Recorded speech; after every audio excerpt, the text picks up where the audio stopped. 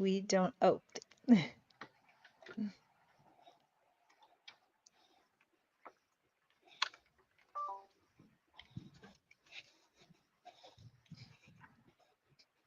hi, and welcome to Travel Talk Tuesday. You are here with me, Lainey Melnick, the owner of Dream Vacations, Lainey Melnick and Associates in the Westlake Hills area of Austin, Texas.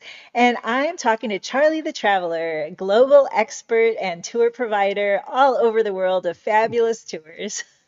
Hi, Charlie. Hi, how are you? I'm getting by. Bad question for me today. But so you can scan our QR code up in the corner, and that will take you to my landing page that has all my links to follow me and to enter to win my quarterly contest. And this quarter, it's a fabulous prize. It is an Oceania cruise for two to Alaska. So please enter to win, and you can enter comments on any of our streaming platforms. We stream on YouTube, LinkedIn, Instagram, Facebook. I'm sure I'm missing something, but just put hashtag Travel Talk Tuesday in your comments, and you'll get a $50 gift certificate towards any of our Charlie the Traveler tours that you book through my company anywhere in the world. So please comment and share and like and subscribe. And today we're going to talk about Bolivia. Let's do it. Okay. So It's right I've in the never heart. been It's there. right in I the don't heart of think. South America. You haven't Okay. been there. Have I been there? I don't know if I have, but I don't think I have. Where Well, let's put it is, this way. If go ahead. let's put it if you've been there, you would know that you've been there. It's definitely a unique destination. It's not just one of those countries that blends in. It doesn't. It's very unique in what it offers. Okay. And South America is hot, usually, unless it's up in the Andes.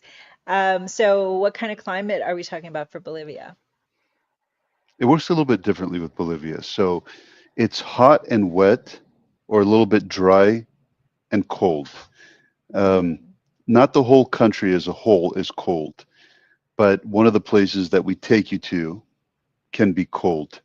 And that is a specific area of the Salt Flats, which is the number one attraction oh. in the entire country. So there's pros and cons going either season. So the dry and colder season is like May, June through August. Mm. That is when it's drier. So we have access to more area of the salt flats in the south. However, it doesn't have the mirror effect. So you know when it looks like water and people walking on water, Mm. and it just looks like you're walking on water. That is during the wetter um, and warmer months. Mm. But the disadvantage to that is because it's wetter, some of the areas are closed off, so we can't show you as Uh, much of the region. So you know, mm. to each his own. There's really not like a horrible time to go. It's just whether you want it a little bit drier and you see more, but don't have the mirror effect, or you got the mirror effect and you cut out some of the areas. Gotcha. And so, well, let's start at the beginning. Why don't we go through your tour that you offer and where do you fly in and out of? Uh, that one can get a little bit technical, so we ask anybody who calls us or you to let us assist in finding the airfare. This one is not common sense. I Mm. can't count how many times somebody has called me and says, Charlie, it takes like 43 hours to get to Bolivia. Um, yeah, so sometimes you're going to fly through Santa Cruz. Other times you're going to fly to La Paz. The tour Mm. starts in La Paz, but it doesn't always mean that we're going to be able to get you there. Those are the two main international airports in the country. And depending Okay. where you're flying from, we're going to have you flying into one of the two. If you get into La Paz, it's going to be most likely through Colombia. Mm. We also operate in Colombia, but it's going to Hmm. be with Avianca going through Bogota in Colombia to reach La Paz in Bolivia. Um, and if you're not from somewhere that has a direct flight to Bogota, then we're going to get you to Santa Cruz in Bolivia. You get your luggage, and then you check into a very quick domestic flight to then reach La Paz. But um, it sounds pretty technical, but at the end of the day, we send you screenshots of the flights that we're recommending you get. You simply get them, and then you don't have to think much after that. And of course, with my company, we take care of all of it, so you don't have to worry at all. And then you'll just have an itinerary online or on your app, on your phone for you to follow. So it's all simple. You don't have to worry about a thing. Oh, Charlie, you froze. So I guess I'll talk until Charlie unfreezes. Oh, there you are. You back? Yep, the reception was bad, so everything's going against me today. I know it's Um, one of those days. yeah, I had to turn off the Wi-Fi in my place here. So, Oh, um, I, but it's okay. Yes, you need airfare. Talk to Lainey. She'll hook you up. that's right. And so, how many days do you offer on your tour? Including the day of arrival and departure, our tour is typically 10 days. Okay, that sounds It good. covers most of the highlights. There are a couple of others closer to Santa Cruz, which I had mentioned previously. We don't cover those because they're very difficult to reach, and it requires a lot of private transportation, private airplane, this, that. So Mm. that typically happens with people who just have an incredible amount of money and want to go to this. The vast majority of people do um, in and around La Paz. They do the wetlands. Those are called the pampas. And Mhm. otherwise, they do the salt flats. I would put this at 95% of people. That's what they do for Bolivia.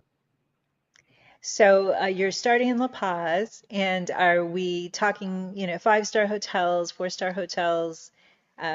What can they expect in that area? Five. Five.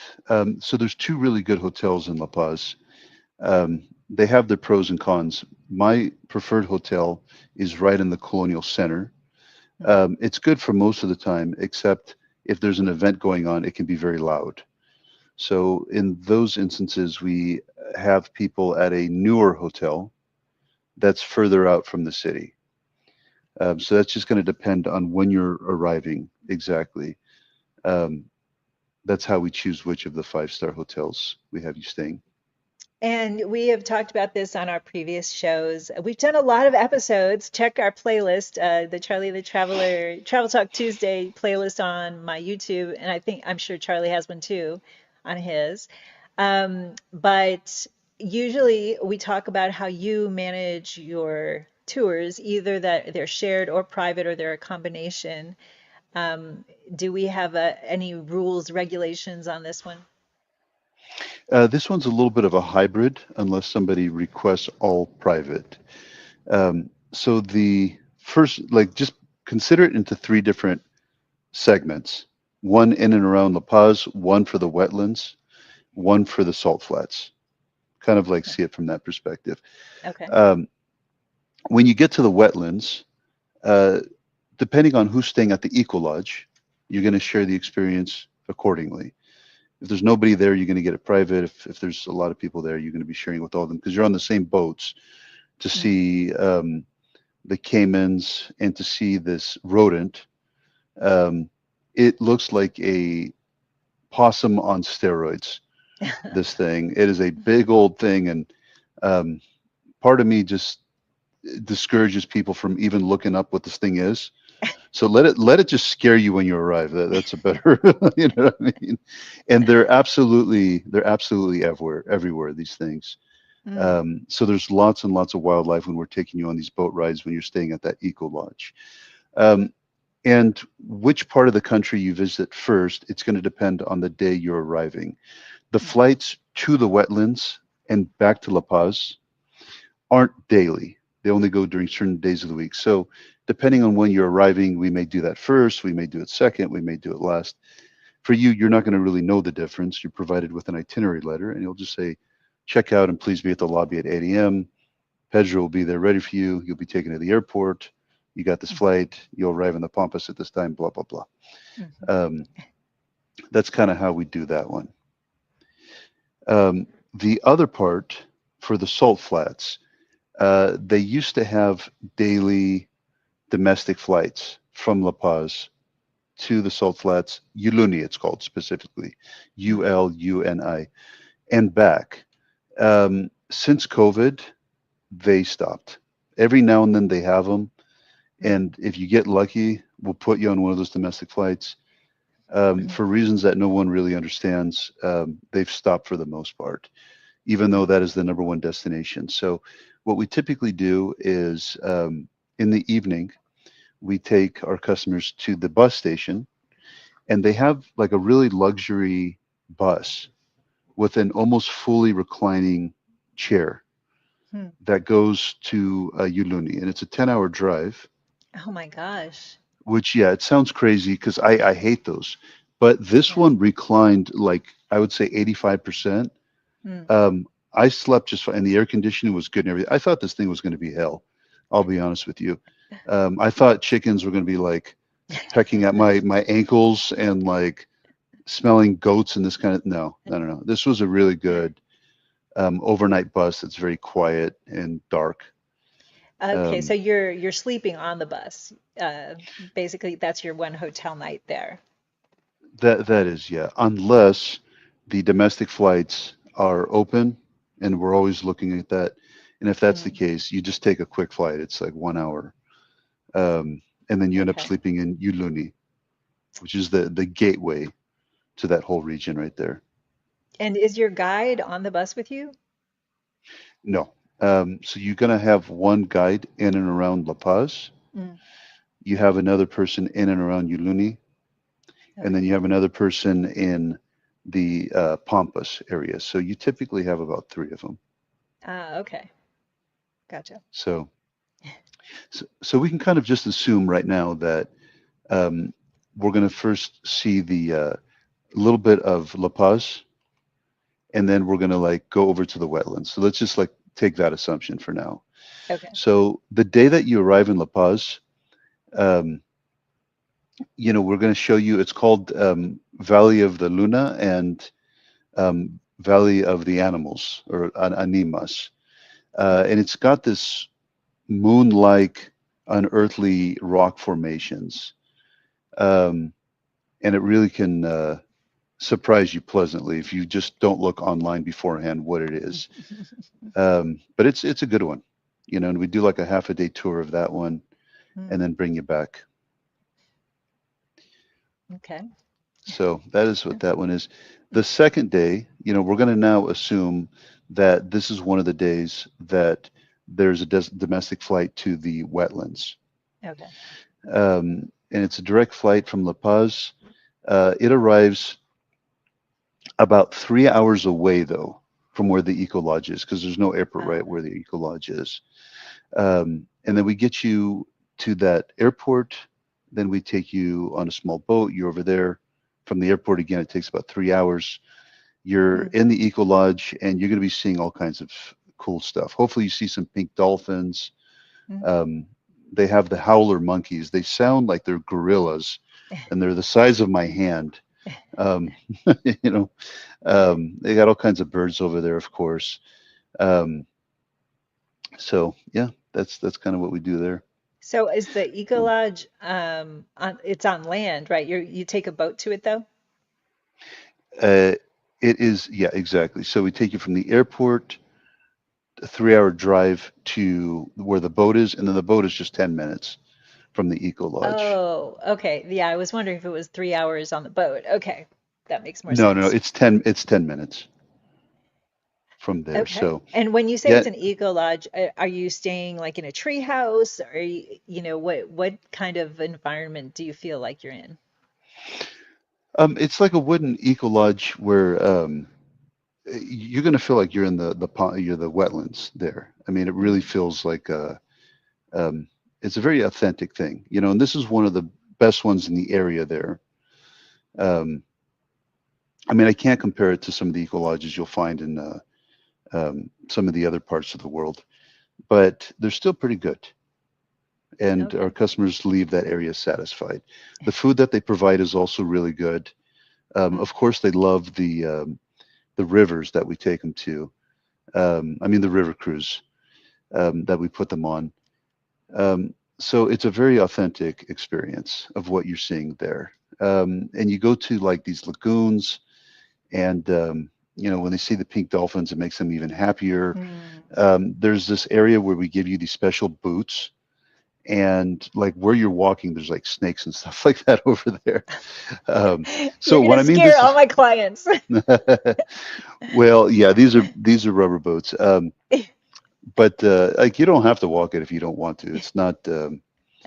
I It's love it's not. snakes. I used to have a boa. Um, so we give you to you. If you don't want to do it, you don't do it. But I mean, this is a very authentic experience. This is not like one of those boat rides that you take in at Disneyland where you hear kind of like some music in the background and they kind of like spray some water at you and then like they're no.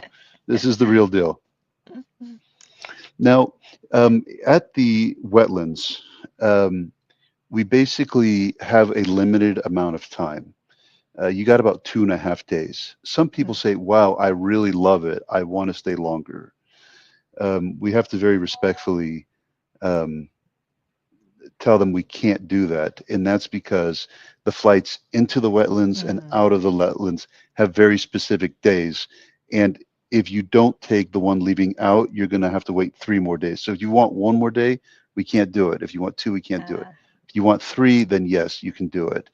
Now, if people say, well, I'm willing to just take the land back to La Paz or wherever, that's fine, but that takes like 12 hours and it mm, is not fun. I've done it.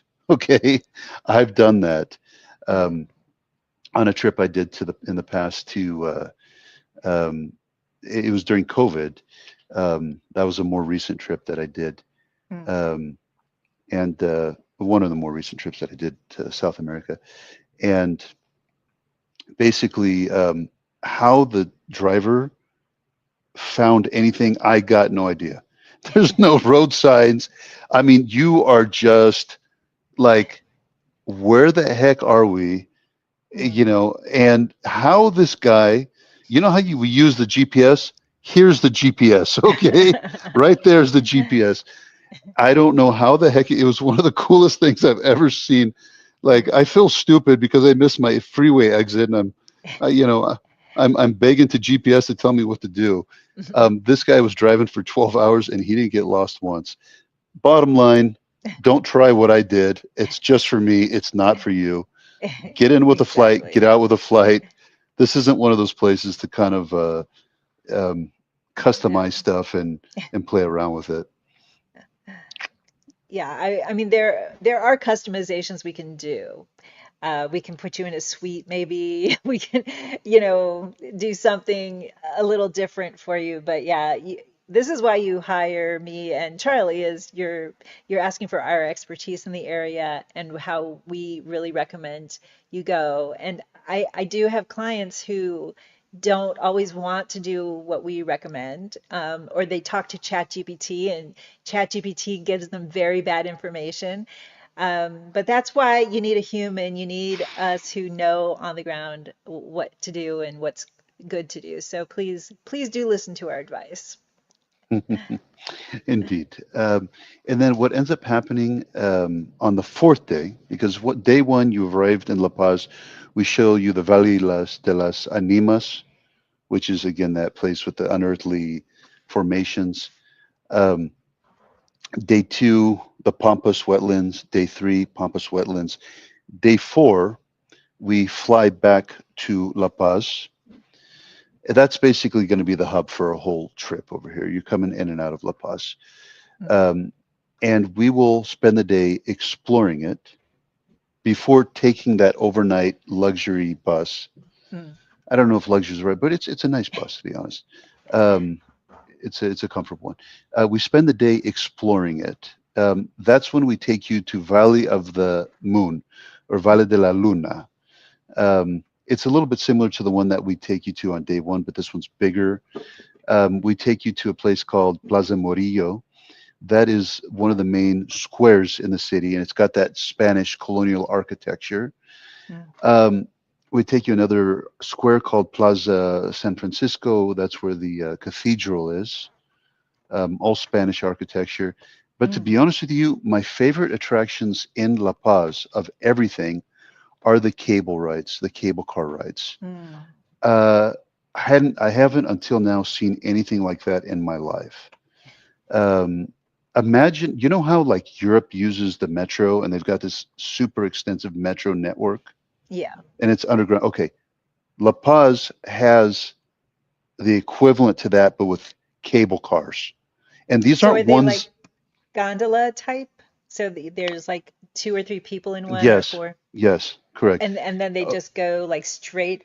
I was just on one of those in Japan. okay, okay, yeah, but this one, they're not very high. It's not like you're way Mm. up. I mean, you know, you can like look down at somebody's house and see a woman changing her like clothes. You know what I mean? This is like too close. And I'm going to tell you why I just made that joke right now. It's because they don't have very good um, regulations on building codes. So Mm. the way it works over in Bolivia is Lainey is my neighbor, and you know she thinks she's a big shot, so she's going to build a second story. Well, I'm Oh. cooler than Lainey, so I'm going to build a third story. Okay, and then they've got this like, you know, like the Transformer. Have you ever seen like Transformer cartoons and movies and all this kind of stuff? Yeah. Well, so somehow that became fashionable in Bolivia. So they started building these homes with like Transformer architecture, which Uh, also I had never seen anywhere. And then they're competing with each other. Which neighbor has the taller house? Okay, so as these cable cars are trying to get you from one place to another. I mean, you literally could just look to the side and like see inside, you know, the person's like bedroom type of thing. So, um, you know, it is crazy, but don't worry, it's not to the point where they're actually going to touch the cable cars. But um, it is very fascinating in how the whole thing was designed. From what I was told, it was actually built by an Austrian engineer. Mm, That's what my tour guide had explained to me. It is a very sophisticated system, and it's not some rinky-dinky Mickey Mouse type of thing. I mean, it is a very extensive, interesting. reliable network of um, lines. So my favorite lines are like the red, blue, and yellow. Those are my favorite lines because you see a lot of cool stuff. Um, Sorry. you're not getting drunk on me, are you? I don't know what No, you're drinking there. I had to take some medicine. Um, um, so those are my three favorite lines. There are other lines as well, but I have personally chosen those ones because the surrounding nature is very nice. Um, and just being able to see all these homes and kind of stuff, it is quite fascinating. So Mm, that's how I chose those three of the many lines that are available there. interesting. So now that night, after we showed you the cable car lines and everything else, you've taken the bus to Uyuni, the gateway to the Salt Flats, and you get there in the morning. Hopefully, you're well rested, and you're now going to start the whole tour around the Salt Flats. You're Mm. not sleeping in the same place every day. You're doing a circle. So you start in Uyuni, you end in Uyuni, Oh, okay. but you're seeing a bunch of crazy stuff, and every day looks very different from the last. That's a misconception. People think like you go there, you're like, oh, why am I there for 3 days? Like, okay, it's cool, but you see it and then you're done. No, no, no. The area looks very different. The Hmm. temperature is very different. The sites are very different. So the first stop that we take you to, Uh-oh. what happened? What happened? Did I lose you? Where you're just kind of almost going out, but you're still there. Are you there still? I think you're there. Can you hear me? Yes, yes. Oh, geez. Um, anyway, so yeah, people think that they do like just stay in Uluni and then they make these day trips, or they think there's just one thing to see there. No, it's a big area. There's lots to see, and they're different from one Hmm. another. So the first thing that we take you to is called the Train Cemetery. Okay, Train Cemetery. So this place is super cool because it's just like basically rusted out. So you got all these trains and they're just sitting there, but they're really cool trains and they're very friendly. Like you just go over there and there's all kinds of nice Instagram worthy photos that you could take and whatnot. And you kind of get them inside, you hang off the side, you take photos, all this kind of stuff. I hadn't seen anything like that before. It's not just one train, it's a whole area with a bunch of trains. And Mm, they just, the locomotives, I mean, that's what they are. I mean, they're older. right. And they were used for the mining industry back in the day. Mm. And at some point, they just gave up on them. And now they're cool for taking photos. Yeah, I think I've seen some of those photos on Instagram. So the next place that we take you to is a village called Colchane. And then they have like a salt processing facility over there. Um, Mm, and then you basically have lunch. And then that's when we take you to Salar de Uyuni. That is the most famous one where it's just the salt flats, like this huge open land with like mm, salt flats. Um, so, I mean, it goes as far as the eye can see, pretty much. Um, and then once you're in that area, we take you to these like saltwater wells. mm, Um, and then you see like these cone piles of salt and just different types of formation of salt. And after that, we take you to the old salt hotel. mm.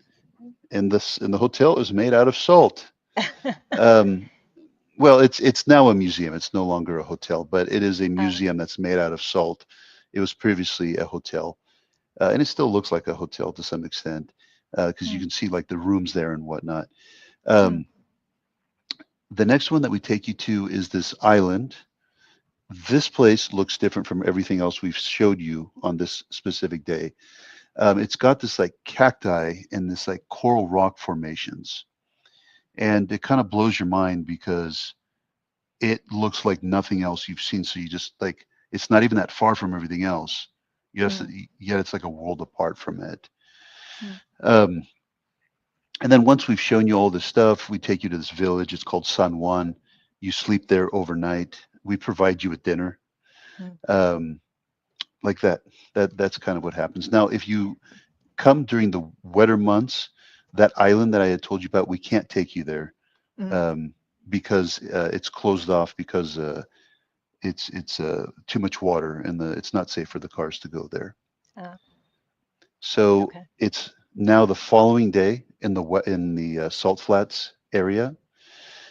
We take you first to this lagoon, and these lagoons, because we're going to take you to another lagoon called Hedonista, and then a third one called Honda. They all have different colors to them, and sometimes they have colors within colors. Hmm, It's like a twirling type of effect type of. Some's mm, green, some's red, some's this. That it's just mm, kind of blows your mind. The altitude is high over mm. there, so you may get a little bit of nosebleed just as a heads up to you. Oh, Um, you're going to see some cool stuff. Colors. You're also going to see these flamingos. You see pink flamingos and you see white flamingos. mm. And you got the llamas and alpacas, which are very Yes. indigenous and well known in South America. Um, And after that, we adorable. that that is exactly right. They are adorable. We provide you food this whole day. You don't have to worry about any of that stuff. Obviously, the lodging is included. Um, on that night, it is a little bit colder because where we take you to, it's Mm, colder than the previous night. So just a little heads up on that. Um, the following day, this is now the third day. This is day 7 in Bolivia, but day 3 in the Salt Flats area. mm, Um, what we end up doing is we take you to this place called Sol de Mañana. That's a place with this like bubbling geothermal activity. uh, You see what I mean? Like all these places are very different. Like we talked about train, and then we talked about a salt hotel, and then we talk about this mm, island with this keck. You see what I mean? And then yeah. here's this red and green lagoons. Mm, So I mean, and now we're talking about geothermal fields and geysers and all this kind of stuff, and mm, sulfur and mud pools. And then we take you to this place called Thermas de Polques. There's natural hot springs, and you have time to actually go inside the water oh, nice. over there. I really liked that place. Mm, I had actually slept there the night prior, and I saw the Milky Way, like Yeah. just full What? on, and it was cold, Mm. but like inside when you're in the water, it's nice and warm. It's when you get out of the water that's when it's cold. Yeah. Um, but yeah, seeing the Milky Way, and it was just so like so vivid. It was an Mm. amazing one. So after that, after you've bathed in that, we take you to this desert. It's called Salvador Dali Desert. Hmm. It's got this really cool landscape to it. Um, Does it look we like his paintings? Is that why? no, no, it doesn't. um, so we ended up taking to some nice lagoons that day as well that look different from the day before. We take you for lunch, and then we get you back to Uyuni, that place you've already heard of me say Right. 10 times. And then we take the overnight land transfer back to La Paz. Ah, okay. So you're doing that twice. Unless there's a domestic flight. If that's the case, you sleep in Uyuni. The following morning, we take a Mm. 1 hour direct domestic flight back to La Paz. I like that flight option way better. But We all do. We all do. So now you take that overnight bus to La Paz. mm, And what we do from La Paz is actually go straight on a day trip to Copacabana. ah, And that is the gateway to Lake Titicaca. Um, and that is not a name I invented. That's really what it's called for anybody who thinks I'm just joking around. No, Lake Titicaca. Um, you believe me, right, Lainey? yes, I think most people know that exists. Okay, all right, good. um, Sometimes I've told people that you're messing with me, right, Charlie? I'm like, no, that's what it's really called. Let me Google that. I'm like, go ahead, and then come back and apologize. Um, so, anyways, once we take you there, this one's a very different experience. You have more of the native people over there. You're going to find the native people everywhere. When I mean native, I mean the Native American, Indigenous. the indigenous ones. Yeah, Yeah. exactly. With the more traditional attire and all this kind of stuff. You're going to find a lot of that near Lake Titicaca. And this is also not far from Peru. They Mm. share the border right there. So we That's also what I was operate in. thinking. Sorry, So I, people. I was thinking when I was in Peru, we had an option to go to Bolivia. That's why it was familiar to me, but we Mhm. didn't do that. So sometimes people do our Bolivia and Peru tour together, Hmm. and we use that to cross over. But for people who are only doing the Bolivia tour, we make this day trip from La Paz to Copacabana and to Lake Titicaca. You're obviously going on boat rides, um, and you're going to see some ruins of the native people, um, staircases and palaces and this kind of stuff. Mm. And just kind of meeting the people there is really fun. Um, they're generally very welcoming to foreigners, and they're not putting on a show for you. I mean, what you see them doing and how they're farming and everything else, that is really them being them. Mm. Um, yeah, there's no show for you. So you go there and just see how they're living, and it's not any different to how they were hundreds and hundreds of years ago. Mm. It is like the culture and tradition have frozen in time over Mm. there with these guys. So that's what that is. Then you go back to La Paz. Uh, on the ninth day, we take a day trip to the Yungas Road. Now, that used to be called the world's most dangerous road, and it really was the world's most dangerous road. It was insane because it's one way, and you had these big old buses, and you're going along the cliff, and it's like Uh, winding and ever. Go look at videos on YouTube of like two buses trying to get through this thing. It's scary as hell. Okay. So, and I'm not reluctant to share that information with you because it is no longer the world's most dangerous road uh, because they have expanded it. They've got asphalt. It looks like a normal road now, like you would see anywhere in uh, Latin America. So, what you see in those YouTube videos is gone. yeah. Okay. It is. now still a popular destination, but not for the same reason. In the past, people thought it was funny and they would like do these, take their camera, hey, look, look, I can see all the way down and this kind of. I said, Yeah. man, you people are crazy. But now it is famous because that is where the most famous bike ride is in Bolivia, and it is actually one of the most famous bike rides in all of South Ah. America. Hmm. Um, and there's two parts of this bike ride.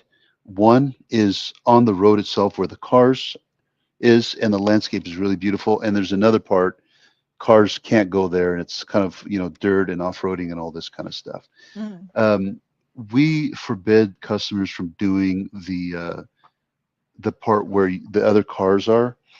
Um, the main reason is because it's really pretty. It is very, very pretty. And your instinct is to be looking left and right, up and down. You can't Hmm. stay focused on the road. And even if a car doesn't hit you, I'm afraid that you're going to start steering off the side type of thing. Yeah. So we forbid them from doing it. So we actually do that scenic drive. You stay in the car. You stay That's in the smart. car for that. Yeah, that's smart. Then we take you to the part where no cars are allowed, and now you're on dirt. Hmm. And then what you're doing is it's a whole day bike tour, but you're constantly going down, down, down, down. Hmm. So you don't have to be super fit for this stuff. Um, when you start off the day, you've got very heavy clothes because it's cold, and Hmm. you're taking off layer after layer after layer. And the further you go down, the warmer it gets, and it's a huge difference from when you start the day and when you end the day. Hmm. Um, so for my customers, your customers, this is one of the most popular activities on the entire tour. People absolutely love Hmm. this one. Um, and there's beautiful places for taking photos and all this kind of stuff. Um, Definitely a scenic day. And then on the 10th day, we take you to the airport and you fly home. Um, just for your information, sometimes people want to visit a place called Potosi and Sucre. If they want to do that, then what we typically do is do the salt flats less because from Uyuni, rather than go back up to La Paz, we do a private transfer Hmm. to Sucre and make a stop in Potosi. Why don't we automatically have this on the tour? Couple reasons. And incidentally, from Sucre, you can then go to Santa Cruz and fly home. Hmm. Uh, One of the reasons why we don't do this, Potosi is where the Spanish went and extracted the mining, the rare earth and all this kind of stuff. Hmm. It was a mine. Um, it is still a mine until this day. The conditions are not Hmm. acceptable in any Western's mind. I see. So it is very informative, very educational. Um, that mine made Spain very rich, very, very Hmm. rich. And it's fascinating to go there and learn all this kind of stuff. But seeing how the conditions are and everything else, people aren't happy with it. I'm not happy with it. So we just, unless somebody specifically asks us to take them there, it's not on this otherwise 10-day tour of Bolivia. Hmm. Sucre is the most colonial of the cities um, in Bolivia. It's a cute enough place. I would say it's one of those places to visit if you're already in the area, but I wouldn't necessarily go out of your way to visit. Hmm. Um, the ones that I say go out of your way for are Quito in Ecuador, Cusco Hmm. in Peru, Cartagena in Colombia, Buenos Aires Right. in Argentina, Ouro Preto in Brazil. Sucre, I wouldn't put it on that level, but it is pleasant enough if you're in the area. So the 10-day tour we have is what most people want. It goes very smoothly, and we got nothing but good reviews on Yeah, of course, you only have 5-star reviews. it. So, Well, we know how to. oh, sorry, go ahead. Well, we know how to give people what they want, and Yeah. as long as you know what you're doing and you make it super easy for them, they're gonna love you and keep them safe. And you have a good price. So what are you what's your price on this one? Okay, now I got to go to the site. I know you have to look. So while you're That's the only looking, that's the only thing you ever ask me that I don't ah, have. Like, you could ask me this stuff in my sleep and I know the answers. yes, This is like the only thing I don't have memorized. you should just Um, write it on a card before we go live. yeah, I should, but Bye. only our mothers are perfect. Okay, so um, yeah, it is 31.98 per person, 31.98 per person and for and that everything. includes, yeah, that includes all the lodging. And when you buy direct through Charlie or you buy through me, it's the exact same price. Charlie includes my commission in his retail, so you're not saving anything by going direct. And you get my advocacy and my help with everything. So of Okay, course you should go with me. of course. Of course. So Uh, it's about time, Charlie. I, I do the boring stuff. You do the fun stuff, and it's a lot more exciting to speak to you than me. I just kind of give the big boring info here. So true. Um, um, So what are we going to do next week? there's just a couple other things that Oh, I okay. wanted to quickly say about Bolivia, if I can. Some people ask me about the food. Mm, Um, they don't have so much of their own unique cuisine like Peru does, for example, mm, or Argentina does, but they kind of have a blend of what their neighboring countries have. I would probably say it's closest to Peru mm. with their food, and the And food is Peru is pretty. delicious. Yeah, and their food in Bolivia is good, Mm, but it's not going to be so different from the other countries, which all have like their own very unique cuisine. Bolivia has a little bit of it all because it's right in the heart of it, so I think it kind of just takes a little bit from everybody. But you'll eat well over there. I very much like the food there when I go. Um, the people have always been friendly with me. I like them. Um, you're going to get a very different vibe when you're in the wetlands, the pampas, in that culture, mm, versus when you're in the salt flats, that culture, versus when you go into Lake Titicaca and that culture. And when mm, you go to La Paz, like they're a different vibe altogether. So it's not just like one type of, it's kind of adaptive to the environment, to be honest with you. Their culture has, um, kind of very much been reflective of the area of the country that you're mm, visiting. Um, and as far as safety, as a whole, it's very safe. Um, we wouldn't recommend people just walk around by themselves, specifically in La Paz, mm, after we've done showed you around.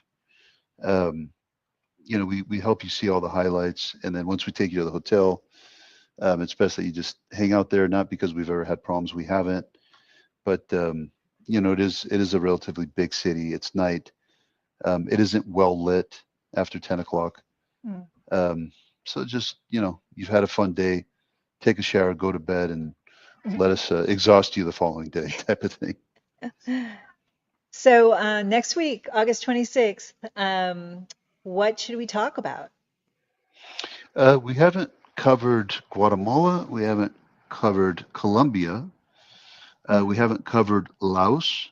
I think we And we did do have, Colombia. did we? I think we did. Yeah, I'm pretty sure.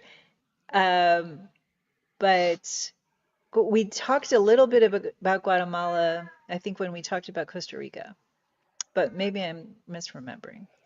Okay, Um, but there, I, oh, we didn't do Mexico though. you know, I'm misremembering. I've never heard that word before. That's the first. Yeah. So with Mexico, we have Cabo and Baja California, and we Mm. have Cancun and Yucatan. Let's do Cabo. Was it Shall we do Cabo? that Okay. next week? Yeah, I could talk all about Cabo. I got all I kinds love of fun. Cabo. I got all kinds of stories about Cabo. All right, sounds like a plan. So next week, Cabo, and I think that's it, right? So So please Well, scan the QR code and follow and like and subscribe everywhere. And please enter to win my contest, which is for an Oceania cruise to Alaska for two. And be sure to put hashtag Travel Talk Tuesday in your comments on any of our streaming networks, and we'll give you a $50 gift card or gift certificate towards any Charlie the Traveler tour that you book through me anywhere in the world. So can't go wrong. well, just to say something, because you said that's all, that's everything. No, but at some point you have to cut me off because I don't stop. I mean, I I can know. go on about Bolivia. And I So, have to eat dinner eventually. So we're gonna have to go. all right, all right. Well, it was great talking to you, Charlie, like always, and great to talk to all of you. So thanks for watching, and we'll see you next week. Okay. Bye, Lainey. Thank you for Bye everything. bye.